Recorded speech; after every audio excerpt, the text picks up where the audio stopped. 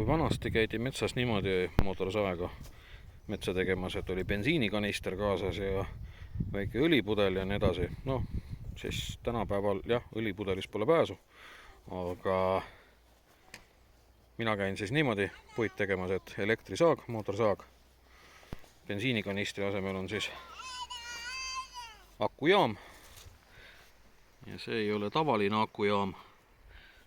Tema omapära on selles, et nii, võtame siit poolt. Tema omapära on siis milles? Nii, vaatame, kas ta siin praegu näitab, palju ta võtab. Päike natuke segab.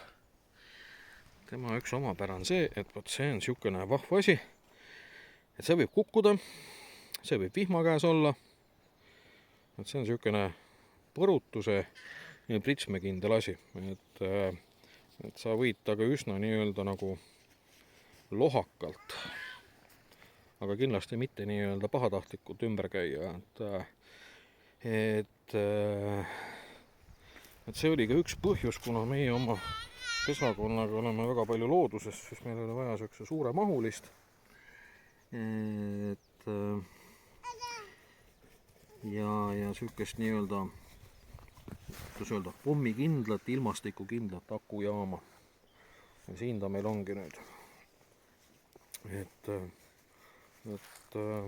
kodustes tingimustes oleme nüüd mõnda aega katsetanud. Seal ta tegi kõik ära, mis meil vaja oli. Ja nüüd on hakanud meil nii-öelda nagu välikatsetused pihta.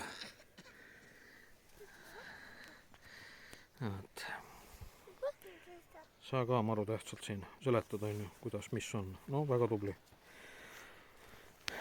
Aga jah, et kui keegi peaks veel tahtma sellist pommikindlat, ilmastikukindlat akujaama, siis Mobileed on siis see, kes neid nii-öelda maale toob ja müüb.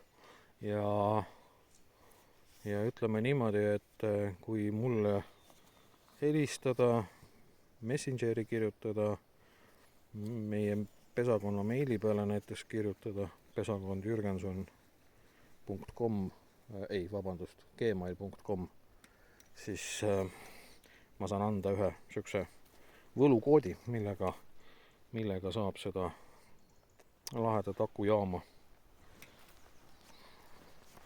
veidikene parema hinnaga. Aga kuna ta näeb nii väga kohvri moodi välja, siis igal kohvril on ka kaan.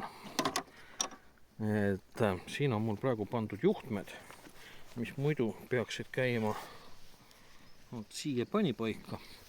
Ja siia tegelikult kinnitub üks sama tootja nii-öelda päikesepaneel, aga kuna mina seda päikesepaneeli ei kasuta, siis mul jäi siia nii-öelda vaba ruum erinevate juhtmete jaoks, et seda saab laadida siis päikesepaneeli pealt, vooluvõrgust, auto sigaretisüütajast ja ka generaatori pealt.